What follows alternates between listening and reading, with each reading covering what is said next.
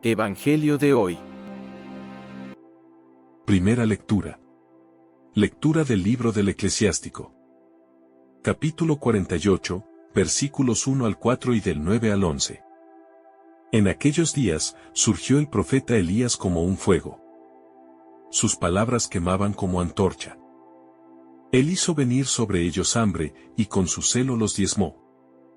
Por la palabra del Señor cerró los cielos y también hizo caer fuego 3 veces. Qué glorioso fuiste, Elías, con tus portentos. ¿Quién puede gloriarse de ser como tú? Fuiste arrebatado en un torbellino ardiente, en un carro de caballos de fuego. Tú fuiste designado para reprochar los tiempos futuros, para aplacar la ira antes de que estallara, para reconciliar a los padres con los hijos y restablecer las tribus de Jacob. Dichosos los que te vieron y se durmieron en el amor. Palabra de Dios. Te alabamos, Señor. Salmo responsorial. Oh Dios, restáuranos, que brille tu rostro y nos salve. Pastor de Israel, escucha. Tú que te sientas sobre querubines, resplandece. Despierta tu poder y ven a salvarnos. Oh Dios, restáuranos, que brille tu rostro y nos salve. Dios del universo, vuélvete. Mira desde el cielo, fíjate. Ven a visitar tu viña. Cuida la cepa que tu diestra plantó, y al Hijo del Hombre que tú has fortalecido. Oh Dios, restáuranos, que brille tu rostro y nos salve.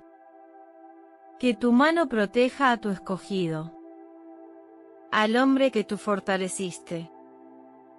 No nos alejaremos de ti. Danos vida, para que invoquemos tu nombre. Oh Dios, restáuranos, que brille tu rostro y nos salve. Lectura del Santo Evangelio según San Mateo. Capítulo 17, versículos 10 al 13. Cuando bajaban del monte, los discípulos preguntaron a Jesús: ¿Por qué dicen los escribas que primero tiene que venir Elías? Él les contestó: Elías vendrá y lo renovará todo. Pero os digo que Elías ya ha venido y no lo reconocieron, sino que han hecho con él lo que han querido. Así también el Hijo del Hombre va a padecer a manos de ellos. Entonces entendieron los discípulos que se refería a Juan el Bautista. Palabra del Señor. Gloria a ti, Señor Jesús. Reflexión. Queridos hermanos, en este día, la Iglesia Católica celebra a Santa Lucía, Virgen y Mártir de Siracusa. Santa Lucía nació en Siracusa, Sicilia, alrededor del año 283, en el seno de una familia cristiana noble y piadosa. Desde muy joven mostró una profunda devoción a Cristo y un compromiso absoluto con la fe, prometiéndose a sí misma mantener la virginidad consagrada a Dios y dedicar su vida al servicio de los más necesitados, especialmente de los pobres y enfermos. Su vida se caracterizó por la humildad, la oración constante y la generosidad hacia los que sufrían. Durante la persecución de Diocleciano, en el año 304, Lucía fue denunciada por su fe. Las autoridades romanas intentaron forzarla a renunciar a Cristo y a casarse con un hombre pagano, pero ella permaneció firme en su compromiso de virginidad y fidelidad al Señor. Se dice que en el proceso judicial, el juez quedó admirado por su belleza y particularmente por sus ojos, y que Lucía, para no permitir que se desatara deseo o idolatría sobre ella, se arrancó los ojos y se los envió al juez, demostrando su total entrega a Dios y su rechazo a cualquier forma de tentación o desviación del camino de la fe. Por su valentía y fidelidad, Lucía sufrió el martirio el 13 de diciembre del año 304. Su ejemplo inspiró a muchos cristianos, y su fama se extendió rápidamente por Sicilia y el resto del mundo cristiano.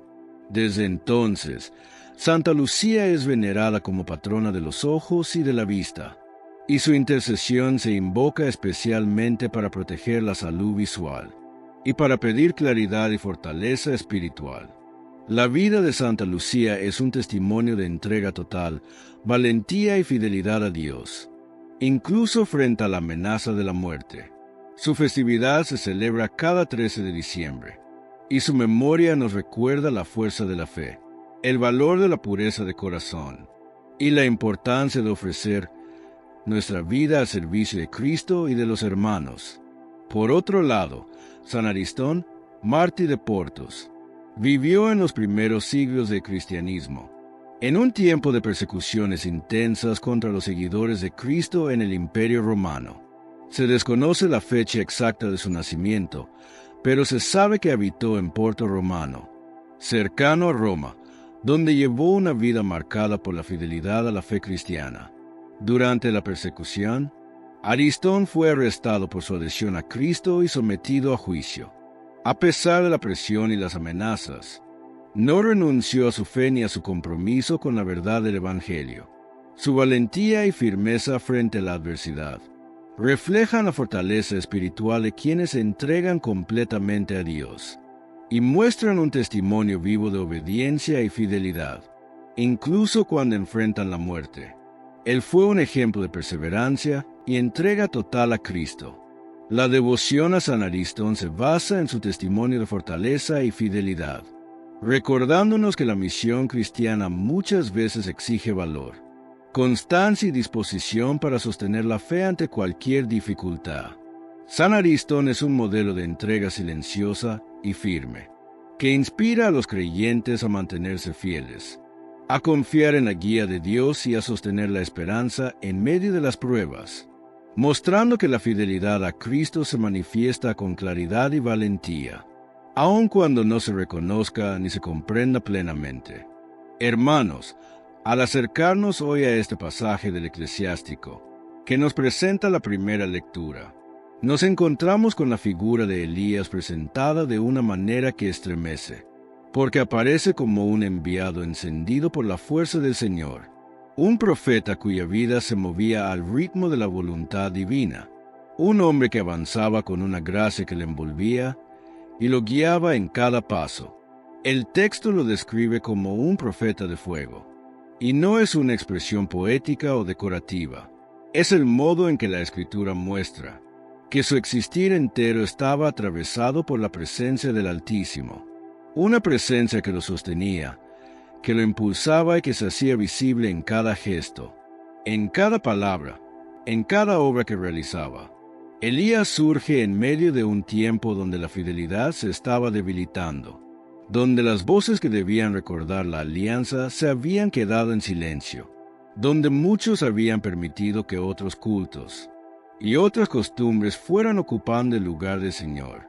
En ese ambiente aparece Él, para recordar que el Dios de Israel sigue vivo, sigue actuando, sigue acompañando, sigue llamando con voz firme. Elías no llevaba una palabra apagada, no caminaba con temores que lo paralizaran, no buscaba acomodos, vivía con un corazón sostenido por el fuego de Dios, un fuego que no lo consumía, sino que le daba fuerza, claridad y valentía. La Escritura dice que su palabra quemaba como una llama, y esto nos deja ver la intensidad con la que anunciaba la verdad, la transparencia con la que transmitía el mensaje recibido del Señor, la libertad interior que le permitía hablar sin buscar el reconocimiento de nadie, sin temor al rechazo, sin necesidad de suavizar lo que debía ser dicho. Elías hablaba como habla un enviado, con esa autoridad que no nace del esfuerzo personal, sino de la comunión con Dios, una comunión que se va forjando en la obediencia, en la escucha, en la disponibilidad total, para dejar que el Señor haga su obra a través de aquel que Él mismo ha elegido. Elías fue instrumento de signos que marcaron la historia de Israel, signos que manifestaban que la mano de Dios estaba con él, signos que recordaban al pueblo que cuando el Señor actúa, lo hace con una claridad que nadie puede ocultar. Cerró las compuertas del cielo, hizo descender fuego desde lo alto, Sostuvo con su palabra momentos donde todo parecía inclinarse hacia la pérdida de la fe. Cada una de estas acciones no muestra un poder personal, muestra la cercanía de Dios, muestra que el Altísimo no se ha desligado de su pueblo, muestra que la alianza sigue viva aunque muchos no lo percibieran. Elías se convierte así en un signo luminoso, en una presencia que indica que el Señor no se cansa de levantar personas que mantengan encendida la llama de la fe. Su vida es testimonio de que Dios no abandona su obra, de que sigue acompañando los procesos más difíciles, de que interviene cuando todo parece derrumbarse, de que se hace presente cuando la historia se llena de sombras. Elías recuerda que la acción divina no depende de multitudes, depende de corazones disponibles, corazones que sepan abrirse a la voluntad del Señor, corazones capaces de dejar que la gracia pase a través de ellos sin resistencia, sin miedos, sin reservas. Su misión no estaba limitada a su época, no se agotaba en lo que había vivido, no se cerraba al concluir sus días. Elías es presentado como alguien que volverá, como una figura que permanece en la historia de la salvación, como un enviado que será nuevamente instrumento del Señor en el tiempo señalado. Su presencia no fue un episodio aislado, fue un eslabón dentro del plan de Dios, un plan que avanza con firmeza, que sostiene a su pueblo, que prepara caminos aun cuando la vista humana no alcanza a comprenderlo. Su retorno anunciado muestra que la obra de Dios tiene continuidad, que no se quiebra, que no se pierde, que los tiempos están en las manos del Señor. Elías aparece como aquel que aplacará la cólera antes de que estalle, como aquel que reconciliará a los padres con los hijos y congregará a las tribus dispersas. Todo esto habla de una misión que no divide, que no cierra puertas, sino que abre caminos de encuentro, de paz, de comunión. Es una invitación a reconocer que la presencia del Señor sigue siendo real en nuestra vida, que su fuego sigue encendiendo a quienes se disponen a escuchar, que su gracia sigue transformando situaciones que parecían perdidas. Elías es modelo de disponibilidad total, de entrega sin reservas, de confianza plena, de obediencia que no negocia. Su figura nos anima a dejar que Dios también actúe en nosotros con esa misma fuerza, a permitir que su palabra encuentre espacio en nuestro interior, a abrirnos a la acción del Espíritu que levanta, que orienta, que fortalece, que sostiene. El eclesiástico lo proclama glorioso por sus prodigios, y al hacerlo reconoce que la gloria no era suya, era del Señor que se manifestaba a través de él. Su grandeza era la grandeza de Dios actuando en la historia, acompañando a su pueblo, guiando procesos, conduciendo caminos. Elías sigue siendo signo de esperanza, porque muestra que el Señor nunca abandona, que nunca deja de intervenir, que nunca deja de llamar a su pueblo para que viva en fidelidad, en confianza, en entrega, dejando ver la fuerza con la que Dios actúa y la manera en que su presencia sostiene la historia de su pueblo, mostrando ese fuego que no se apaga y que sigue marcando la vida de quienes se dejan alcanzar por él, acompañando cada movimiento, cada búsqueda, permitiendo que el corazón vuelva a sentir el impulso del Señor. Y al mirar ese testimonio, se abre ante nosotros un camino que continúa, un camino que invita a seguir observando la obra de Dios. Ese dinamismo que no se detiene y que prepara lo que vendrá en la misión del profeta, dando paso a lo que sigue revelándose en el horizonte de la fe, donde nuevas acciones, nuevas llamadas y nuevos gestos seguirán mostrando el carácter firme y encendido con el que Dios se manifiesta en la vida de los suyos. Cuando el Señor mira la vida de Israel y ve cómo se va apagando la confianza, cómo se dispersan los corazones, cómo las alianzas equivocadas les roban la claridad, envía a su profeta para despertar, para enderezar, para cortar de raíz aquello que estaba consumiendo la fe. Nosotros como católicos estamos llamados a ser como Elías, porque también hoy el Señor mira a su iglesia, mira a nuestras familias, Mira nuestras comunidades y ve cuando la confianza se va apagando, cuando decisiones mal tomadas nos quitan la claridad y van debilitando la fe.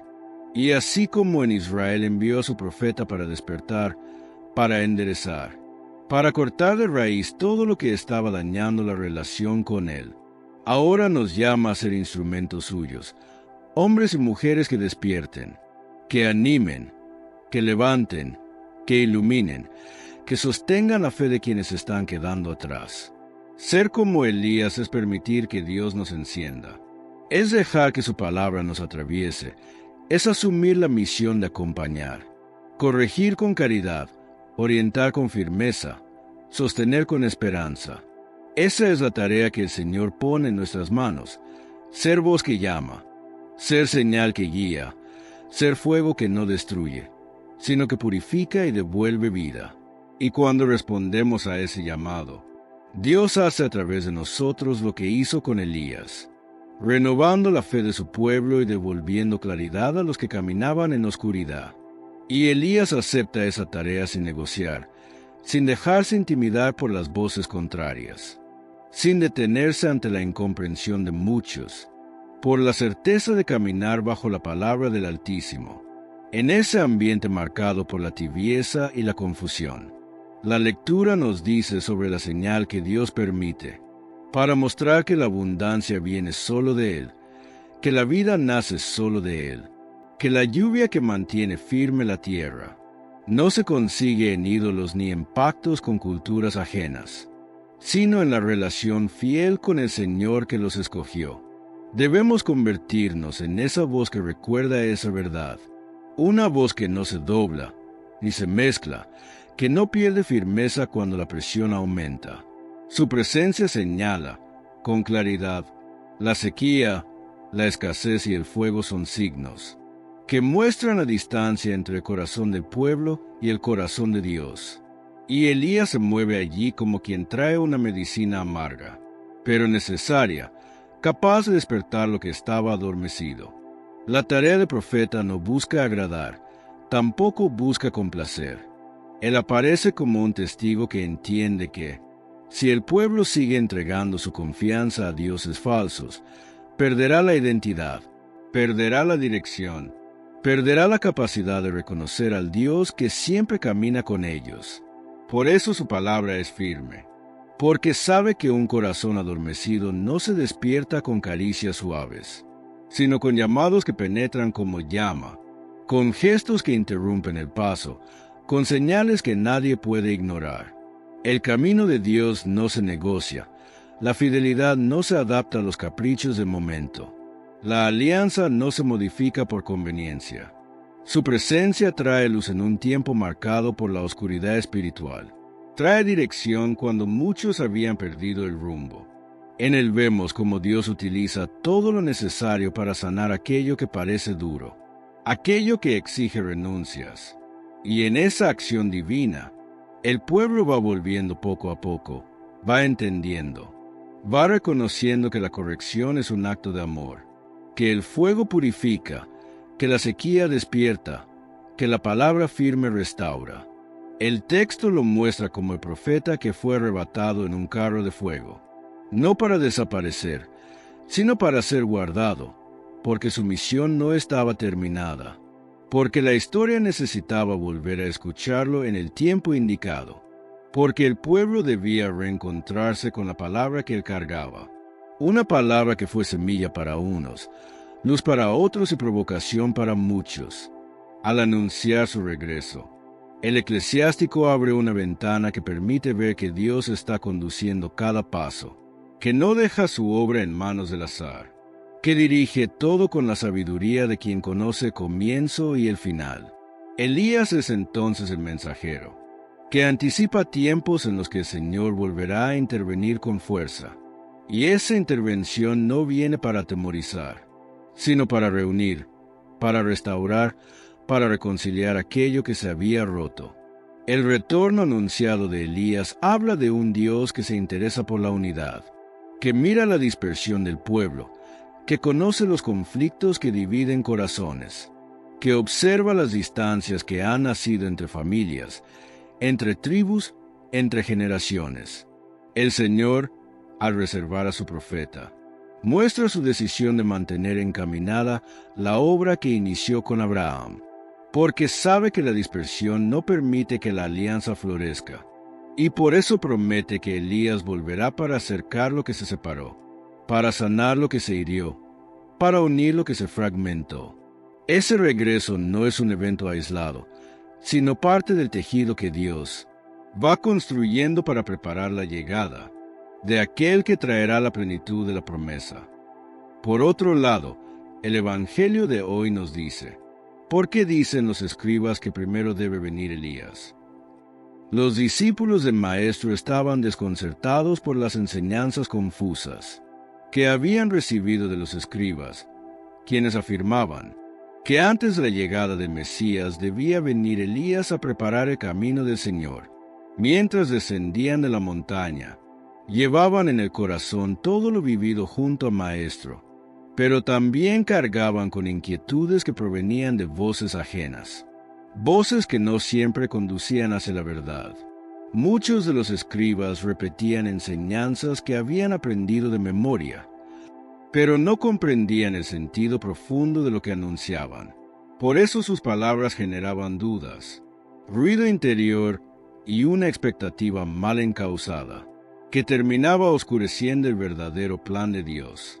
Recordemos que estos expertos en la ley centraban su atención y corazón más en la letra de la ley que en su verdadero espíritu, que es el amor. Al no tener su mirada puesta correctamente, no podían interpretar adecuadamente las Escrituras.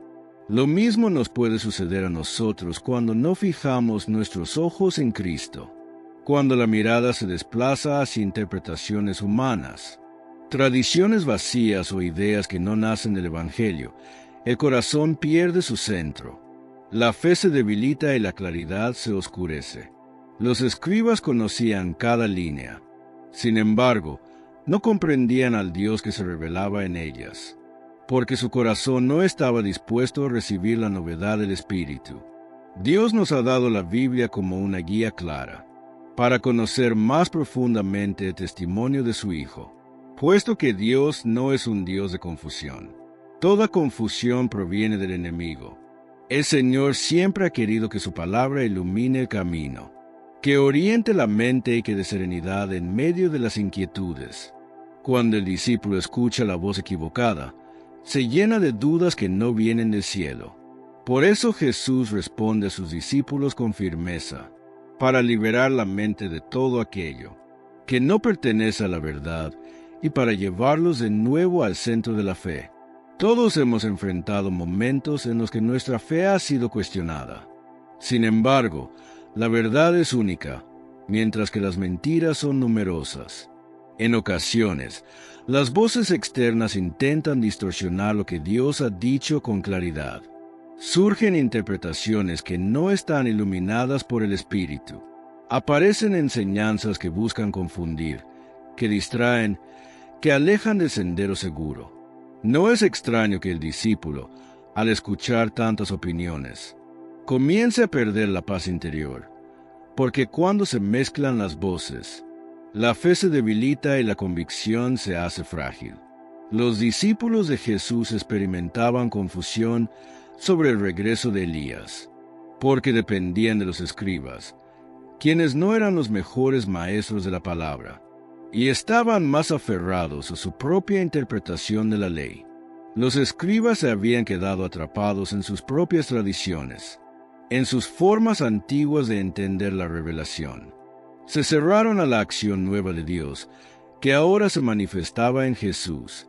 Por eso los discípulos, al escuchar esas interpretaciones, se encontraban divididos interiormente, tratando de reconciliar lo que habían oído desde pequeños, con lo que estaban viviendo al lado del Maestro. A diferencia de ellos, nosotros, para la gloria de Dios, contamos con grandes maestros de la fe y la teología. Podemos confiar en que están iluminados por el Espíritu Santo y nos guían con claridad en la doctrina verdadera de Jesucristo. A lo largo de los siglos, la Iglesia ha sido fiel custodio de la verdad revelada, guiada por el Espíritu que la sostiene y la dirige. Hoy, gracias a la acción continua del Señor, podemos escuchar enseñanzas claras, limpias, firmes, nacidas de la luz del Evangelio. No estamos solos, no caminamos sin guía, no avanzamos a oscuras. El Señor provee hombres y mujeres consagrados, que han entregado su vida al estudio de la palabra, que se han dejado conducir por el Espíritu, y que ayudas a los creyentes a mantenerse firmes en la verdad. Cuando la Iglesia enseña, lo hace con la certeza de que el Espíritu la acompaña. Ilumina la mente del creyente, lo hace para evitar que caiga en confusión. Corrige, lo hace para mantener el corazón unido a Cristo.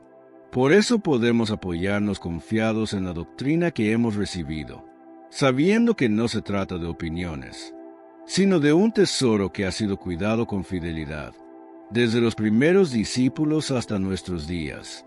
Por eso, como católicos, necesitamos cuidar el modo en que recibimos la enseñanza del Evangelio, porque la confusión se abre paso cuando el corazón deja de alimentarse de la verdad que Dios ha revelado. Cuando dejamos que otros discursos ocupen el lugar de la palabra, permitimos que ideas ajenas al espíritu del Evangelio se hagan fuertes.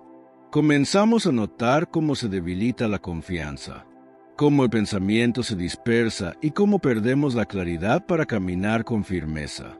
La Iglesia, iluminada por el Espíritu Santo, nos sostiene con su enseñanza para que podamos mantenernos de pie, incluso en medio de ambientes donde la fe es cuestionada o reducida a opiniones, porque la verdad no nace de interpretaciones aisladas, sino de la revelación que Dios ha confiado a su pueblo. Cada vez que escuchamos la doctrina auténtica, nuestro corazón se ordena.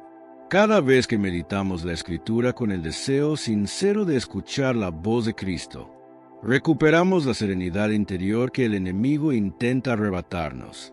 Y es que el Señor sabe que sus hijos necesitan una luz segura, una guía que no cambie con el tiempo, una palabra que permanezca firme aunque el mundo levante discursos que aparentan sabiduría pero que no conducen a la vida.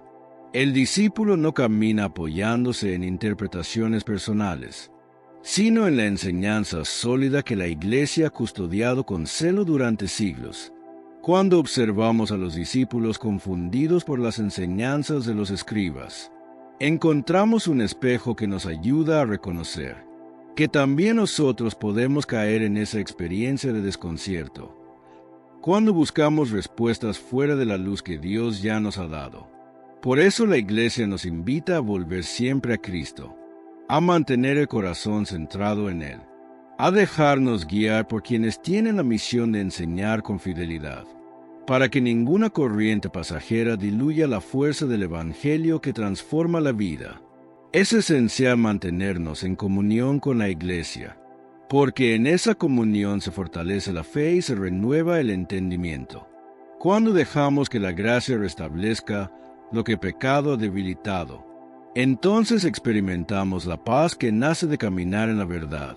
Y esa paz nos sostiene, nos ilumina, nos impulsa y nos ayuda a reconocer la acción de Dios, incluso en medio de situaciones que parecían confusas o difíciles de comprender. El Señor nos concede maestros santos, pastores fieles, predicadores llenos de celo, que no hablan desde opiniones personales, sino desde la enseñanza que la Iglesia ha recibido para conducir a su pueblo. A través de ellos, Cristo aclara nuestra mirada, fortalece nuestra fe y nos invita a permanecer firmes. Es un regalo que no debemos pasar por alto, porque cada palabra que brota bajo la luz del Espíritu Santo tiene poder para enderezar caminos, iluminar la mente y encender nuevamente la esperanza. Por eso, como comunidad católica, reconozcamos el valor de recibir la palabra desde la fuente correcta. Jesús afirma que Elías ha venido ya y no lo reconocieron. Cuando nos alejamos de la verdad que es Jesucristo, nos volvemos incapaces de reconocer las bendiciones que recibimos a diario, e incluso pasamos por alto aquellas que ya hemos recibido por pura gracia, sin haberlas merecido. de la misma manera que los judíos no comprendieron quién era el nuevo Elías. Tampoco nosotros. Muchas veces no reconocemos a Jesús, ni logramos entender plenamente su divina palabra. Muchos de nosotros vivimos con un velo que nos limita, un velo colocado por el pecado y por el enemigo, que dificulta nuestro avance hacia la salvación o distorsiona nuestra visión de las cosas.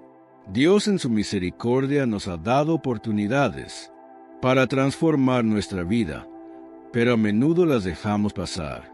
También ha puesto personas en nuestro camino que pudieron habernos impulsado, brindado un apoyo emocional o material significativo, pero hemos dejado escapar esa ayuda sin aprovecharla. Hoy Cristo nos ofrece a través de esta palabra la oportunidad de abrir nuestra mente, nuestro corazón y nuestros ojos para que Él habite en nosotros, y nunca se aparte. Él nos ama y siempre nos guardará. Cuando Jesús pronuncia estas palabras, nos invita a mirar con atención cómo funciona la gracia en nuestras vidas. Él nos recuerda que Dios actúa constantemente, que su presencia se mantiene viva incluso cuando no la percibimos, y que nosotros muchas veces estamos ciegos a su acción. La dificultad no está en la fidelidad de Dios, sino en nuestra incapacidad de reconocerlo, cuando el corazón se distrae con la rutina, con las preocupaciones, con los proyectos personales o con las heridas que arrastramos. La visión se nubla.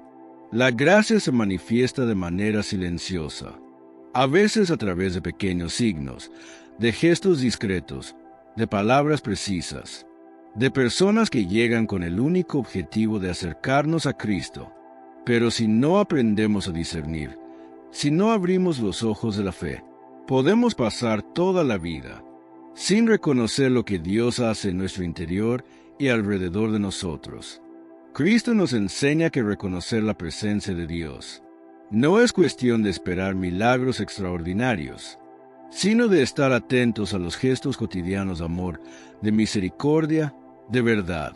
Los discípulos esperaban un profeta glorioso, lleno de signos y prodigios, y no reconocieron a Juan Bautista, que era enviado para preparar el camino del Señor. Lo mismo nos puede pasar a nosotros.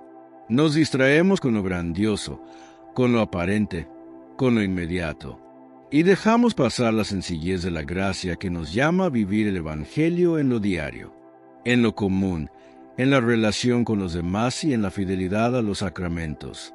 La falta de atención a lo pequeño nos priva de lo grande, porque Dios actúa primero en lo íntimo, en el corazón, en la vida interior, y desde allí transforma todo lo exterior. Como católicos, estamos llamados a vivir con los sentidos abiertos, a reconocer la acción de Dios en cada encuentro, en cada oportunidad de conversión. La fe no es pasiva ni teórica. Es un encuentro vivo con Cristo que se manifiesta de múltiples maneras. Cada ayuda desinteresada, cada momento de silencio ante la Eucaristía, son manifestaciones de la gracia que Dios nos ofrece. Ignorar estas manifestaciones es cerrar los ojos a la oportunidad de crecer espiritualmente y de experimentar la cercanía de Dios en la vida cotidiana. No se trata de esperar que todo sea extraordinario, sino de aprender a reconocer la presencia de Dios en lo sencillo, en lo pequeño, en lo habitual, porque allí es donde Él obra con mayor fuerza. El velo que Jesús menciona es también nuestra falta de disposición. A veces no reconocemos a Cristo en los hermanos que nos enseñan, en los amigos que nos corrigen con amor, en los pastores que nos guían.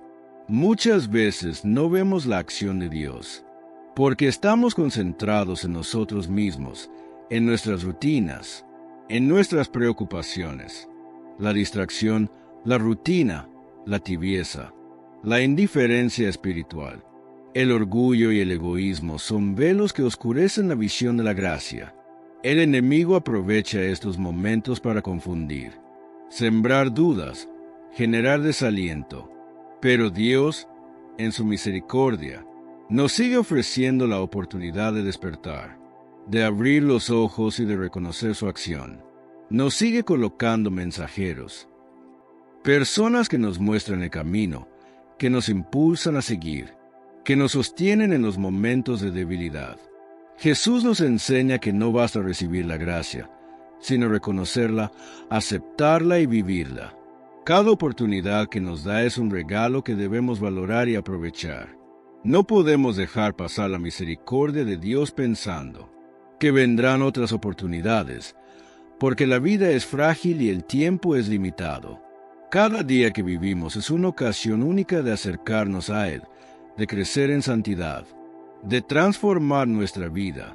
Cada sacramento y oración, cada acto de caridad es un recordatorio de la presencia de Cristo. No podemos permitir que la ceguera espiritual nos haga ignorar lo que Dios quiere hacer en nosotros y a través de nosotros. Por eso, debemos cultivar un corazón atento y agradecido. Debemos aprender a reconocer a Cristo en cada persona, en cada circunstancia. Debemos estar dispuestos a aceptar la corrección, a seguir los consejos, a recibir el amor que nos rodea, porque todo eso viene de Dios y es parte de su plan de salvación. No se trata de un esfuerzo teórico, sino de una práctica cotidiana. Mirar con ojos de fe, escuchar con oídos de corazón, actuar con manos guiadas por el Espíritu Santo.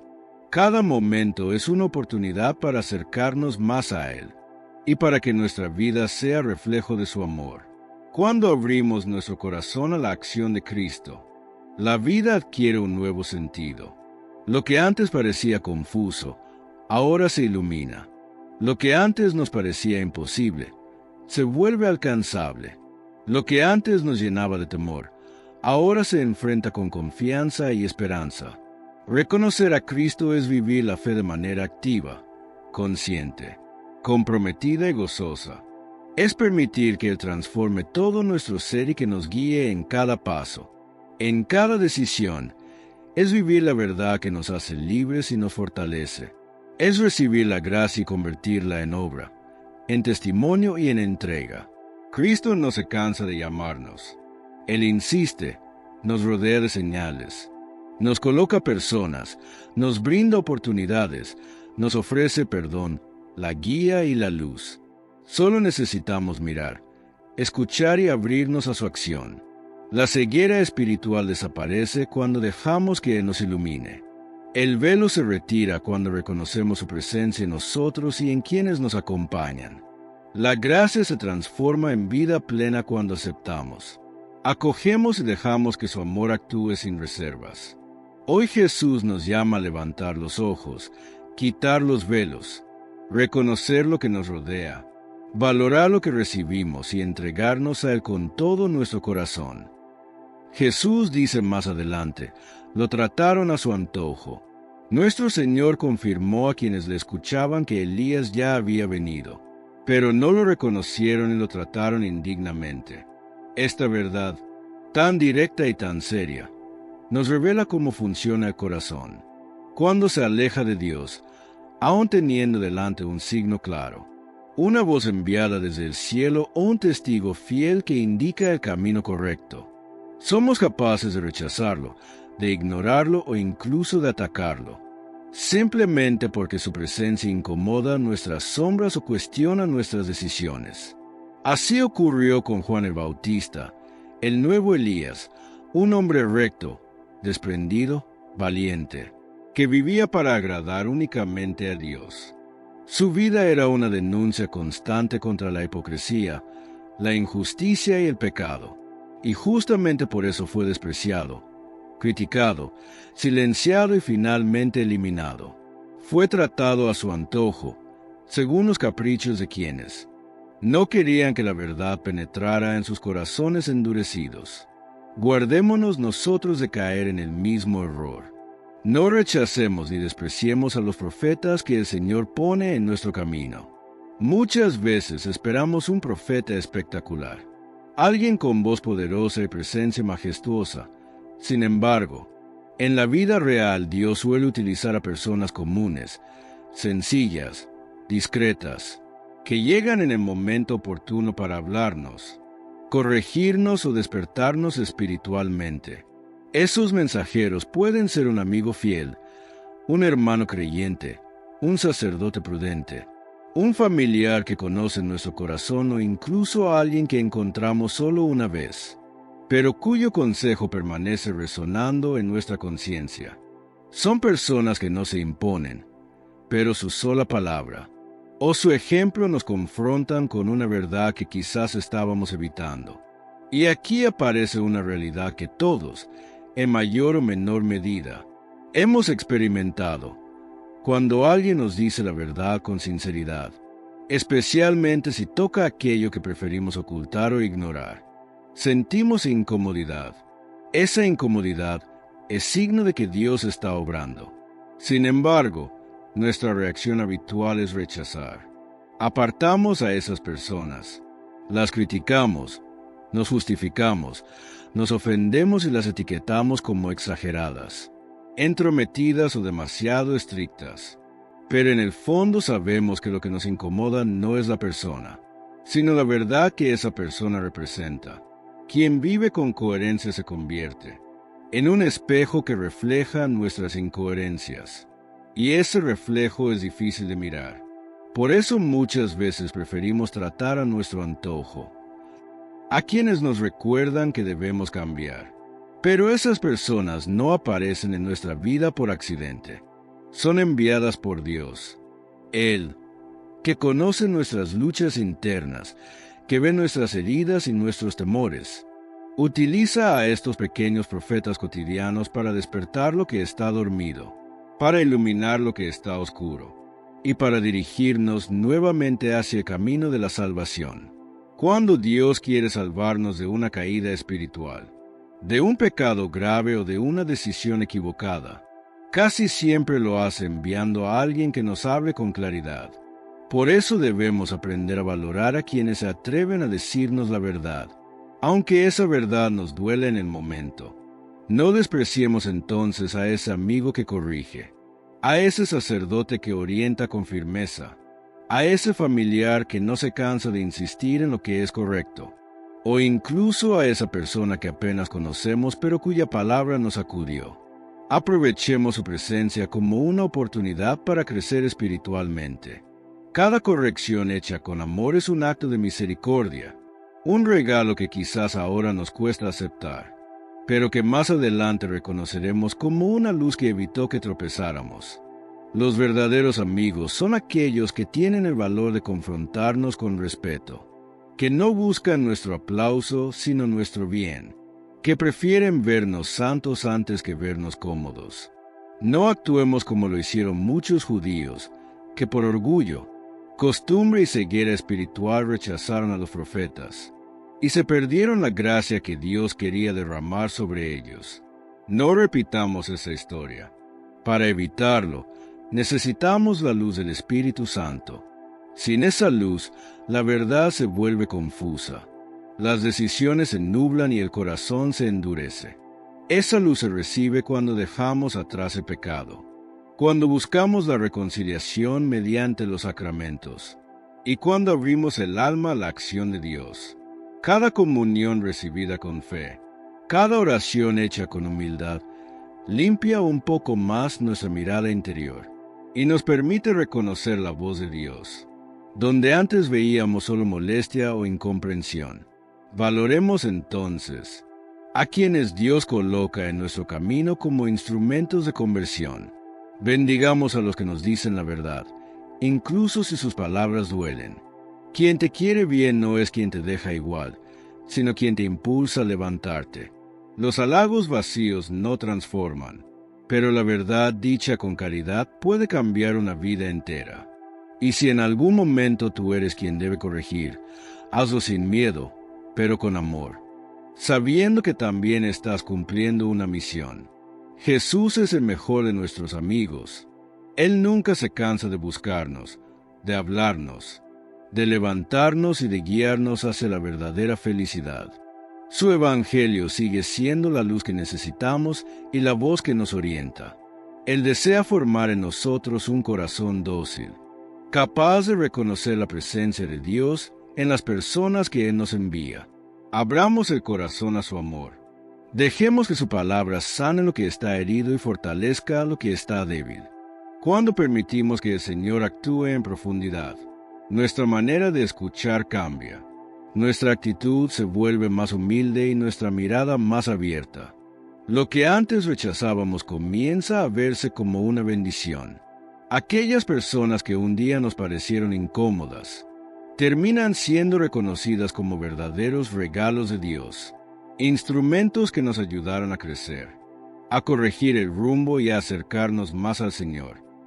Hoy en día, muchas personas no reconocen la autoridad del Mesías, ni lo proclaman como el Señor y Dios de sus vidas, simplemente porque no quieren renunciar a sus malos hábitos y estilos de vida alejados de Dios. Esta resistencia interior no nace de ignorancia, sino de un apego profundo a todo aquello que se ha convertido en una falsa seguridad, una rutina cómoda, un camino fácil que evite el compromiso. Por eso tantos corazones prefieren mantenerse a distancia, sin entregarse del todo, sin abrirse a la gracia, sin permitir que Cristo ilumine lo que está torcido. Así como en tiempos antiguos hubo quienes cerraron los oídos a la voz de los profetas, ahora también abundan quienes cierran el corazón, para no escuchar la voz del Señor que llama, que invita, que corrige, que sana. Son numerosos los que actúan como aquellos que hicieron padecer a Cristo, pues aunque no estén presentes físicamente en aquel momento, repiten la misma actitud de indiferencia, de rechazo y de desobediencia. Cada pecado que cometemos y cada rechazo a su invitación a la conversión es una forma de rechazar al Salvador, una forma de volver el rostro hacia otro lado, mientras Él extiende sus manos para rescatarnos. De esta manera nos negamos a Jesús, no con palabras, sino con decisiones, con silencios, con actitudes que hablan más fuerte que cualquier declaración.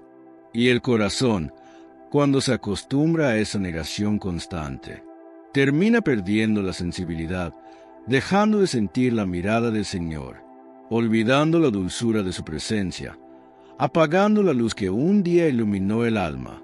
El Hijo del Hombre continúa lamentándose porque muchos aún no creen en su palabra.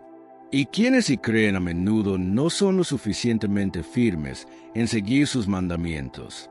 Hay quienes confiesan su fe, pero la viven de forma dividida, entregando a Cristo una parte de su vida, mientras la otra se mantiene sujeta a caprichos, impulsos o deseos contrarios al Evangelio.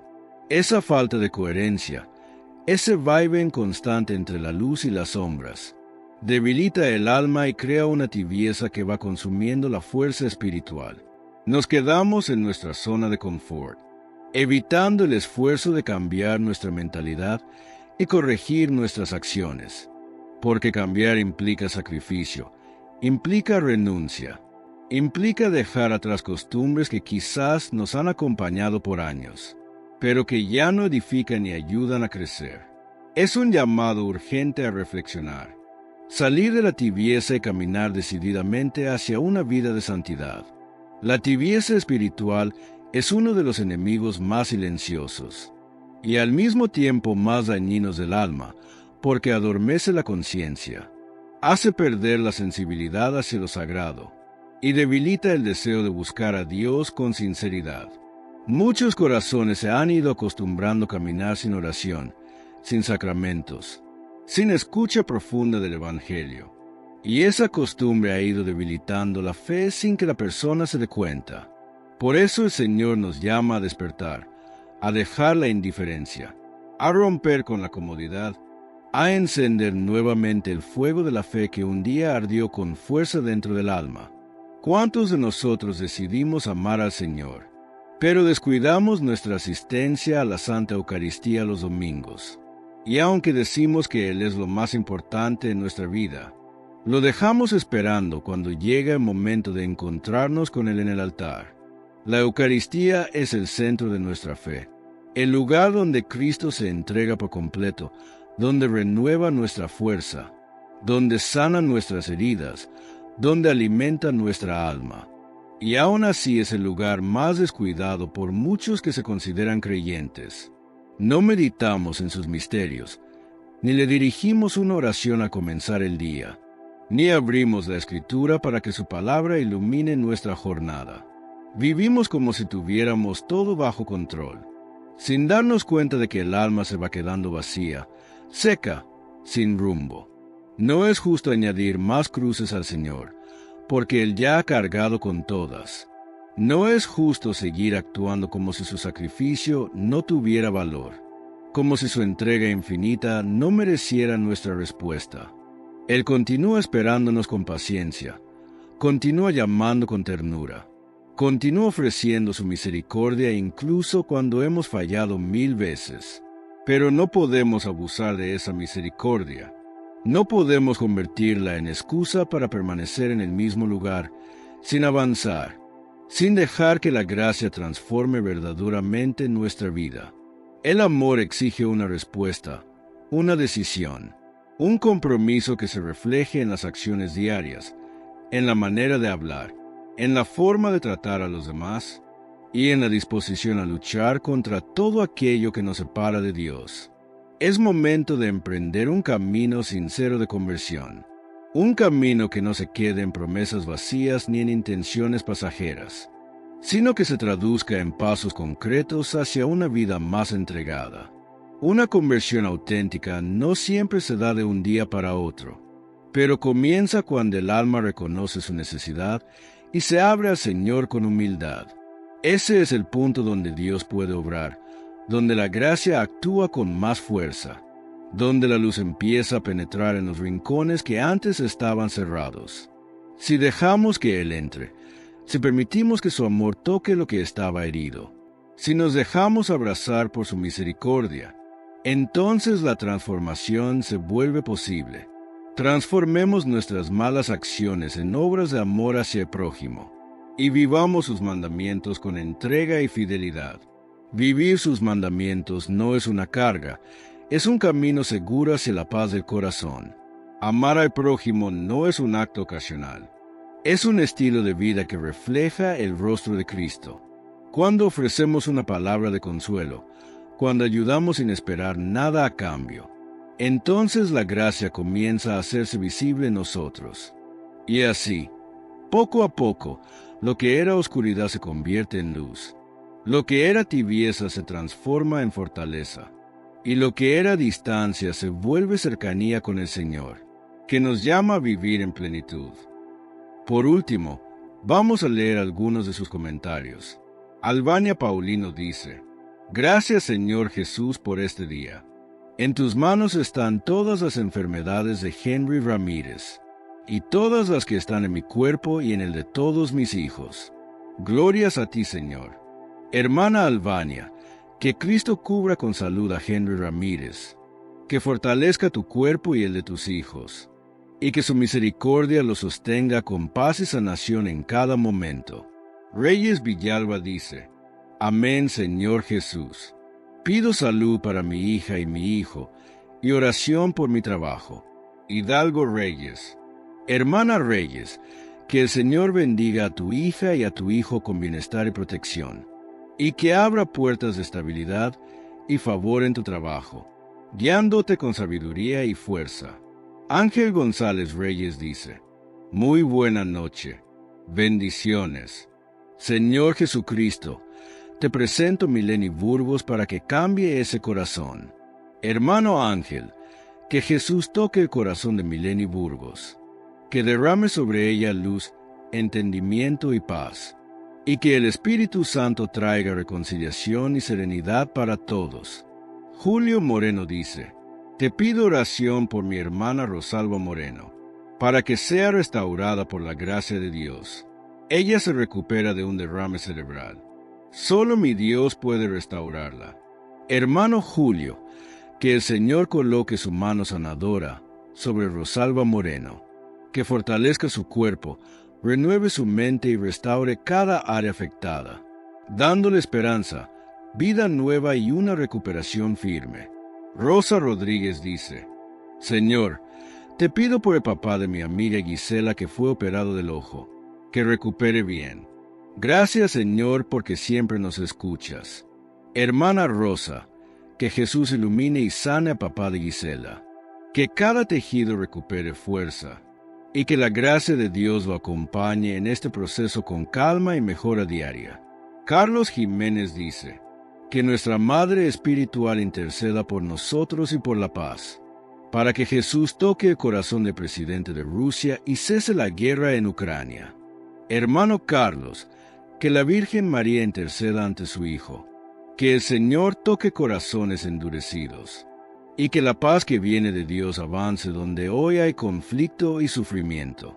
María Ruiz dice, derrame bendiciones a todas las familias. Pido por mis hijos. Devuélvele su visión especialmente a tu hija Flor.